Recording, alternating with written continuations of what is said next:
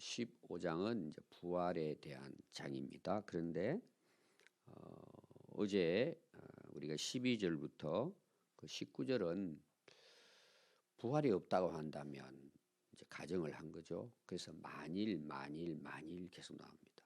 사실은 이것은 가설이죠. 있을 수가 없는 것입니다. 근데 이제 왜 이 이야기를 했을까요?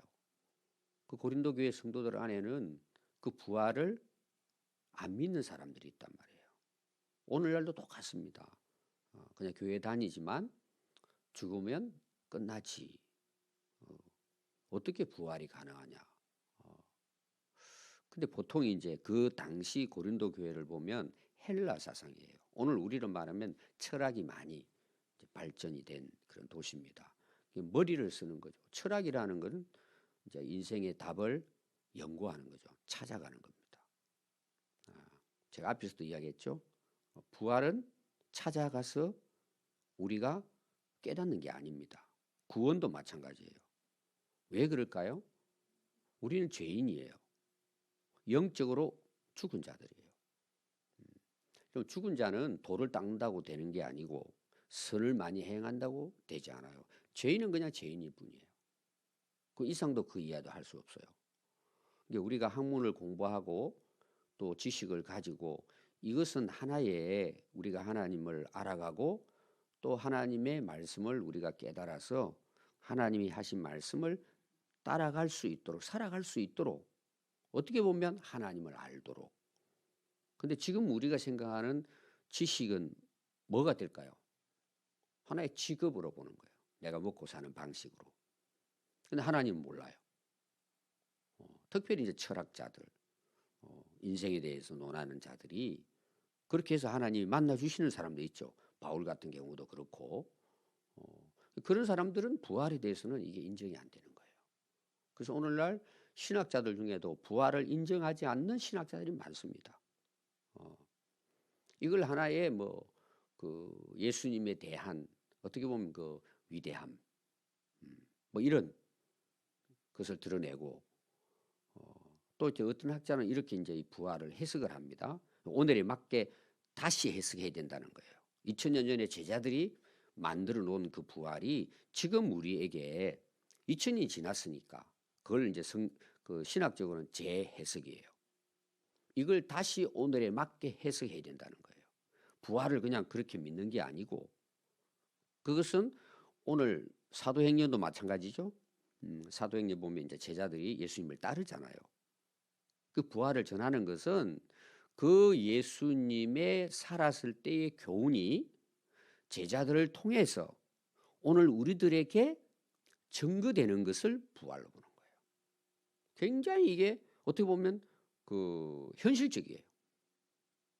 죽으면 다 흙으로 돌아가 버리는데 그게 무슨 부활이냐. 그냥 영적으로 하늘 날아가는 거다. 이런 식으로 해석하는데 그 사람들이 세계적인 신학자들이에요. 그러니까 오늘날 젊은이들이 이제 그걸 따르는 사람들이 있죠. 그리고 고린도 교회 안에서는 특히 우상 숭배와 철학이 많이 발전됐는데 그 교회 안에도 부활은 없다. 그 시작이 어제 말씀에 그렇게 됩니다. 그래서 그러면 좋다. 만일 계속 나오잖아요. 그럼 결론이 뭐죠? 우리의 믿음은 다 헛되다는 거예요. 우리는 가장 불쌍한 자들이다. 없는 것을 믿고 소망하고 살았으니까. 그것 때문에 복음 전한다고 고난당하고 바울이 지금 그 고난을 당하잖아요. 앞에 베드로도 그랬고. 그리고 오늘 시작되는 것은 뭐냐. 그 만일은 가설이란 말이에요. 그렇게 한다고 치자 다 헛되다 이런 내용이에요. 그러면 정말 이게 만일 가설일까 부활이 아니라는 내용이에요. 앞에서도 제가 1절 시작할 때부터 그게 나왔습니다. 그래서 20절을 한번 보십시오. 그러나 앞에 거는 만일이에요. 그러나 이제 뭐예요? 그리스도께서 죽은 자 가운데서 다시 살아나셨다는 거예요. 이게 역사적인 사실이라는 거예요. 그리고 잠자는 자들의 첫 열매가 되셨도다. 자, 여기 보면 잠잔다. 이 원래 뜻은 죽음입니다. 그러면 바울이 왜 잠잔다 또 해석을 번역할 때 똑같은 두 가지가 있습니다. 죽음은 우리가 이제 돌아가셨잖아요. 오늘날도 장례식 가면 이제 돌아가셨어요. 그러면 여러분 거기 보면은 글을 쓴 것 중에 하나가 뭐가 나온 줄 아세요? 고히 잠드소서 이런 말 나오죠. 돌아가신 분에게. 그러면 왜 부활해서 그냥 죽은 자들의 첫 열매 이것도 틀리잖아요. 원래 원어는 죽었다, 잠든다 똑같이 사용합니다. 우리가 지금 사용하는 것처럼. 그럼 특별히 여기서는 죽었다고 번역해도 되는데 왜 잠든다고 번역했을까요? 여러분들 주무시고 일어나셨죠? 우리는 하루에 한 번씩 부활을 경험하는 거예요. 예를 드는 겁니다. 잠자야 일어나잖아요. 죽어야 살아나잖아요. 근데 부활은 우리가 죽은 것이 아니고 잠시 뭐예요? 그 기간에 잠을 자고 있는 거다. 왜? 깨어날 때가 있으니까. 그래서 예수님은 3일 동안 무덤에서 잠잔 거예요. 그러게 어떻게 하셨다고요? 첫 열매가 되신 거예요. 여러분 열매라고 하는 것 중에서 첫 열매가 뭐예요? 자, 여러분들 이제 봄이 됩니다. 여러분들 이제 꽃 좋아하고 나무 기르는 거 좋아하는 분들은 이게 뭔 말인지 알 거예요. 저도 이제 이쪽 뒤쪽에 처음에 이제 나무를 특히 이제 과일 나무를 사가지고 이제 심었어요. 지금은 열매가 맺힙니다. 그럼 가서 이제 묘목을 사옵니다. 여러분 묘목을 보면 막대기예요. 위에 잘라버리고 아래 뿌리만 어떤 것은 흙이 있지 않고 그냥 뿌리만 있어요. 여러분 대추나무 사러 가 보십시오. 인터넷에서도 대추나무 살 수 있습니다. 흙이 하나도 없어요. 그냥 뿌리에다가 딱 잘려가지고 와요. 물론 이제 그 전문가들은 딱 보면 대추나무인 줄 알아요. 여러분들만 갖다 놓으면은 여기 거의 한 사람도 모를걸요. 이게 대추나무인지 감나무인지 밤나무인지 여러분 그런 거 하나 딱 잘라가지고 뿌리만 해가지고 놓으면은 아마 여러분들은 모를 거예요. 특별히 하지 않고는. 그럼 이걸 어떻게 알 수 있을까요? 심어놓고 열매가 맺히면 대추나무예요. 이게 무슨 이야기일까요? 첫 열매가 되셨다는 것은 그러면 올해 이제 첫 열매가 대추가 실제로 여러분 저기 대추나무가 있습니다. 그냥 재래종이 있고 또 왕대추가 있어요. 근데 해마다 제가 좀 실패를 해요. 벌레가 너무 많이 먹으니까. 누가 그걸 두 나무를 인터넷에 신청을 해가지고 이게 대왕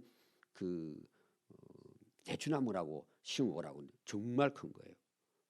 첫날 첫 해에 제가 한 서너 개 성공했어요. 그래서 사주신 분 2개 드리고 제가 이제 2개 먹었어요. 굉장히 맛있어요, 맛도. 그러면 올해는 그게 열매 맺힐까 안 맺힐까요? 맺히는 거예요. 저는 이걸 이렇게 해석을 해봤어요. 제 개인의 해석입니다. 예수님이 부활하셨다는 걸 지금 강조하거든요. 첫 열매다. 그거는 그 다음에 뭐가 있으니까 이걸 지금 바울이 이야기한 거잖아요. 그 다음만 보십시오. 사망이 한 사람으로 말미암았으니 죽은 자의 부활도 한 사람으로 말미암았다. 한 사람은 아담이죠. 죄를 짓고 사망이 들어왔습니다. 죽었어요. 그런데 예수 한 분을 통해서 죽은 자들이 부활하심으로 첫 열매가 됐다. 이 내용입니다. 그래서 그것이 뭐냐? 거기 22절에 나오죠. 아담 안에서 죄를 짓고 아담이 모든 아담의 후손들은 그 아담을 통해 가지고 그 안에라는 말이 나와요. 이 안에라는 말이 뭐냐 하면 속해 있다. 소속이에요. 우리가 아담에게 소속돼 있었잖아요. 전에는. 그러니까 아담의 후손이니까 죽었죠. 우리가 다 죽는단 말입니다. 근데 그리스도 안에서 모든 사람은 삶을 얻는다. 이 삶은 영생을 이야기하는 거예요. 영원히 사는 거예요. 그럼 이제 제가 이제 앞에 잠시 이야기하다가 이 이야기를 연결을 했는데 요한복음 여러분 그 15장에 가면은 무슨 비유가 나오죠? 포도나무 비유 나오죠. 하나님은 포도원 농부예요. 이제 포도나무를 심습니다. 근데 이제 열심히 심었더니 포도나무 열매가 맺히잖아요. 그럼 그 열매는 어디에서 맺힐까요? 가지에서 맺히죠.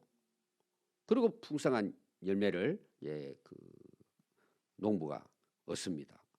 그럼 거기에 농부는 하나님, 포도나무는 예수님. 그래서 거기 보면은 특히 요한복음은 그리스도 안에 계속 나와요.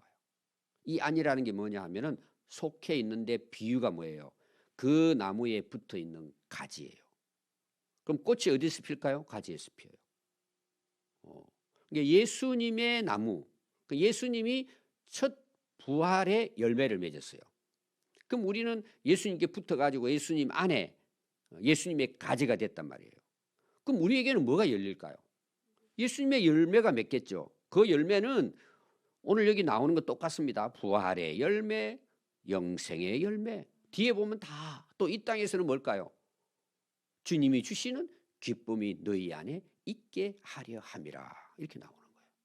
그 안에 속해 있을 때예요. 그럼 여러분 부활은 누구에게 주어지느냐 하면은 그리스도에게 속해 있는 자에게 주어지는 복음이에요.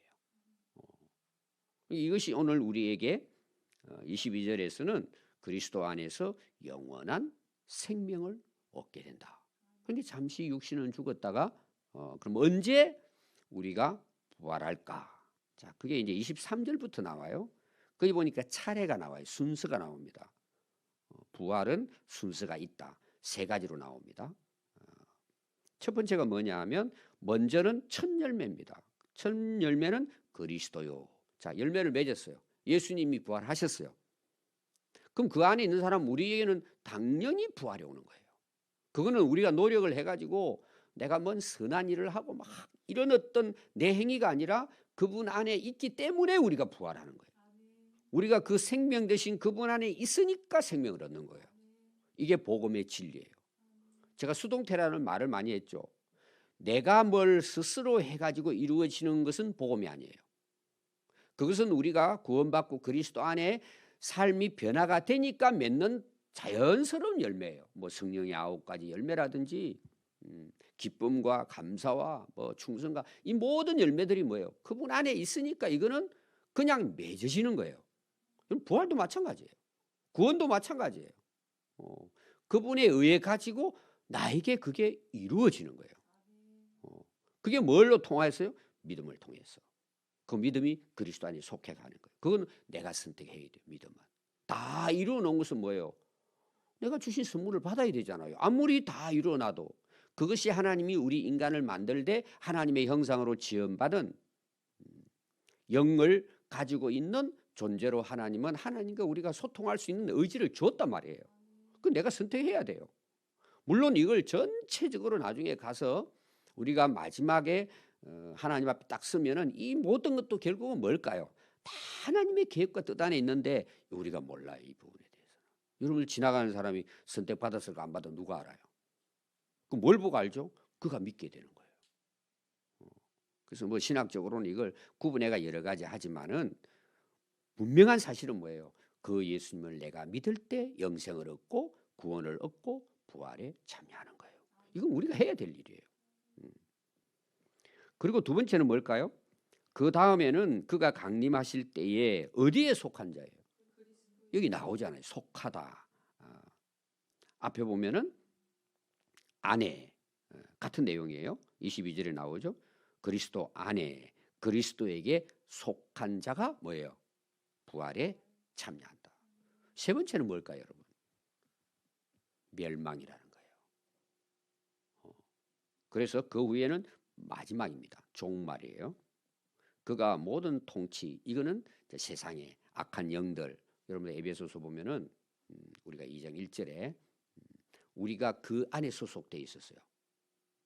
너희가 그 전에는 죽었었다. 악한 영들의 지배를 받았어요. 지금 거기에 대한 세상 통치, 그 통치는 이제 세상의 권력도 이야기하지만은 실제로 영적인 권력들이에요.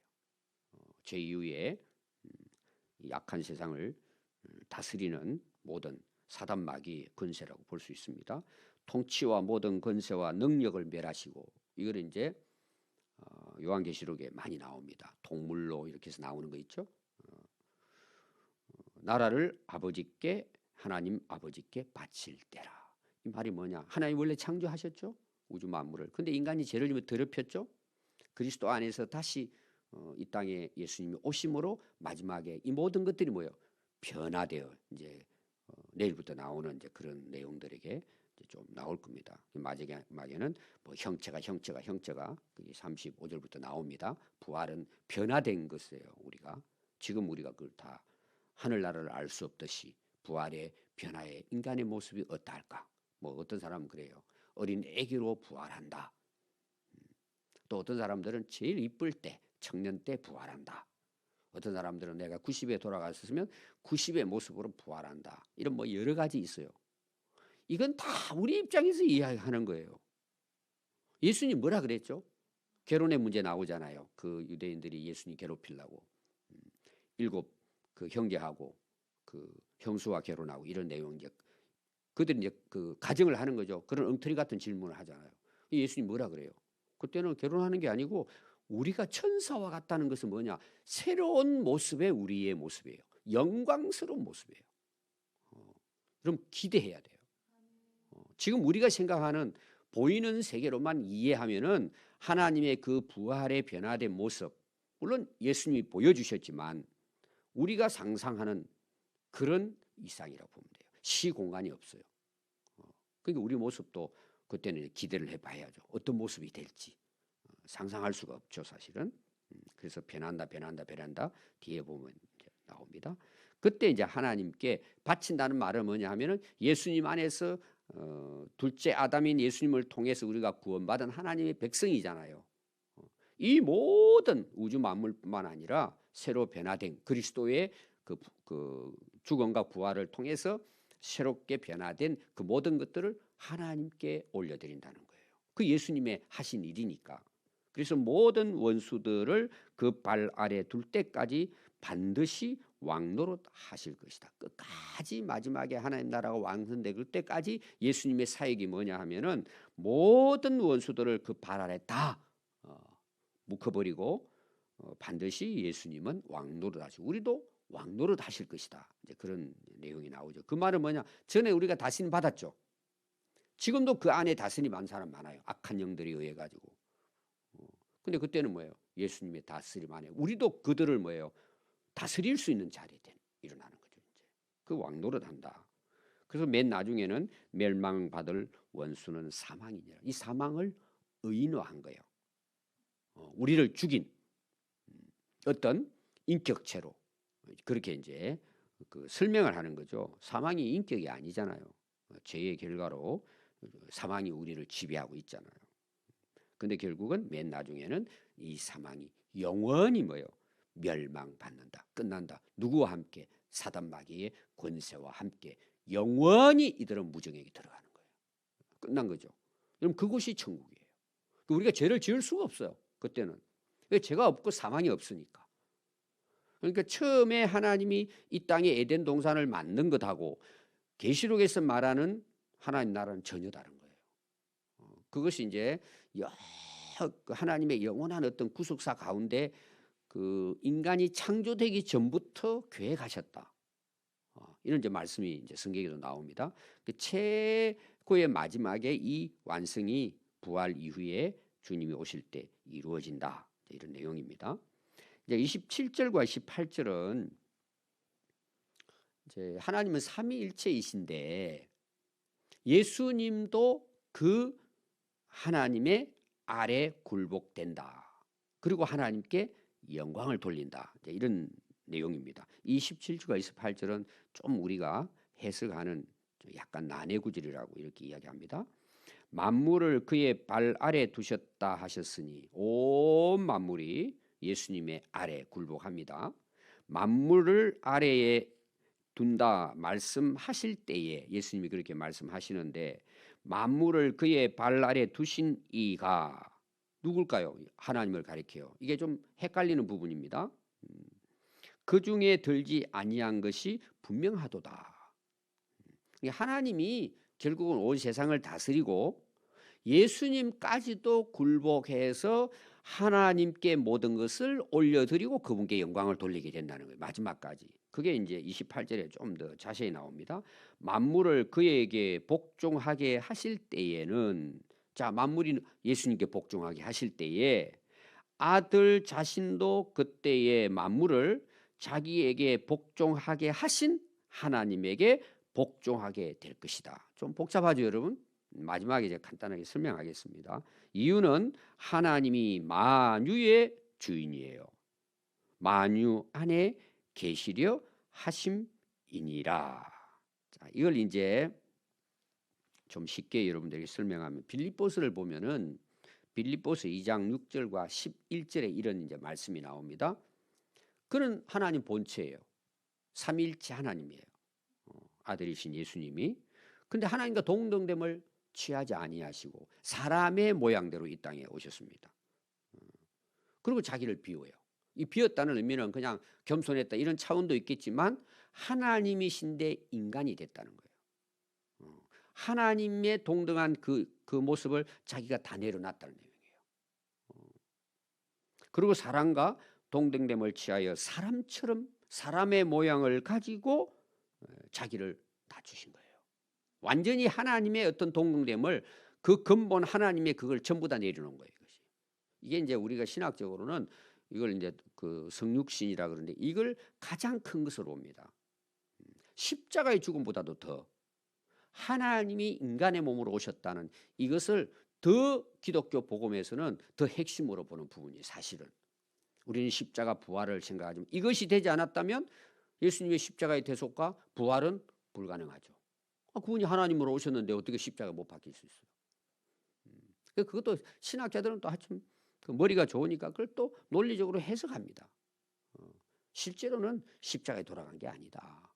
또 어떤 경우는 못 박혔는데 뭐 엘리 라마 사막다니 하지만 예수님은 아무 고통도 없다. 하나님이 어떻게 고통을 당하시냐?